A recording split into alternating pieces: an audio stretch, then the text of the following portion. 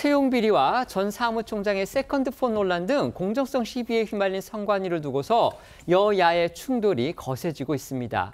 특히 김세환 전 사무총장이 이 세컨드폰을 만들어서 정치권 인사들과 연락을 주고받았다. 이런 의혹이 지난 주말 불거진 뒤에 여야는 김 전 총장은 서로 당신네 당 사람이다. 이렇게 상대 당과의 유착설을 주장하고 나섰습니다.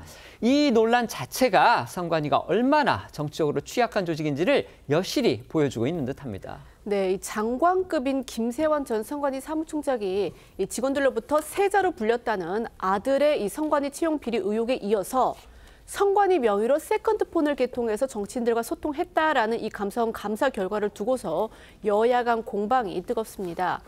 야당은요, 이 김 전 총장이 지난해 7월 인천 강화군수 보궐선거에 국민의힘 예비 후보로 등록을 했다가 낙선한 그 전력을 거론하면서 이 세컨드폰 논란은 여당이 해명할 일이다 이러면서 몰아붙이고 있습니다.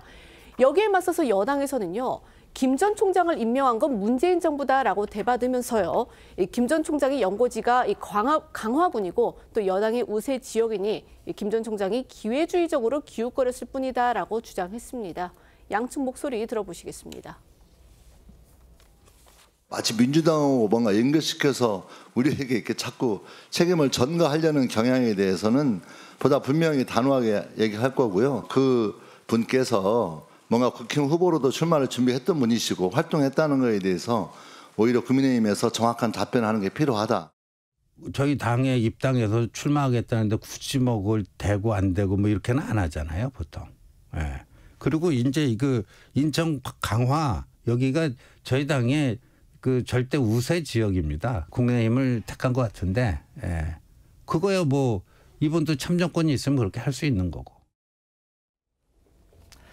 감사원이 밝혀낸 선관위의 채용 비리 실태, 이걸 둘러싼 후폭풍도 계속되고 있습니다. 일부 보도에 따르면요, 이 선관위가 이른바 세습 채용 매뉴얼, 이걸 만들어서 그 인사의 후임자들한테 대물림을 했다는 거죠. 그런데 이것도 모자라서 후임자한테 당신도 이제 공범이야, 이런 말까지 했다고 합니다. 네, 이 조직적으로 전현직 직원의 친인척을 특혜 채용해온 선관위의 인사부서 직원들이 이 채용을 위해 관련 서류 조작법을 문서로 작성을 해서 후임자에게 인수인계한 사실까지 감사원 조사에서 드러났습니다. 또 감사원의 감사로 해당 파일의 존재가 드러나자 당시 인사부서의 상급자가 문서 작성자의 후임에게 해당 파일을 폐기하라는 등의 지시를 하면서 너도 문서를 수정했으니 공범이라는 말까지 한 것으로 전해졌습니다. 관련해 감사원 관계자는 중앙일보에 이렇게 전 후임이 서로 공유하며 친인척 등의 특혜 채용이 전통이 됐고 인사 담당자들은 잘못이란 인식조차 부족해진 것이라고 지적을 했습니다. 또 선관위의 채용 비리가 처음 불거지자 국회는 선관위한테 10차례 넘게 이른바 가족 직원의 현황, 이 자료를 요구했었다고 합니다. 그런데 선관위가 거짓 답변을 하면서 국회를 속였다는 겁니다. 네, 저희 TV조선이 이 내용을 자세히 보도를 했는데요. 지난 2022년 3월 이 선관위 채용 비리 의혹이 처음 불거졌을 때 국회는 선관위에 내부 가족 채용 통계를 요구를 하고 이후에도 최소 11차례 요구를 한 것으로 알려졌습니다.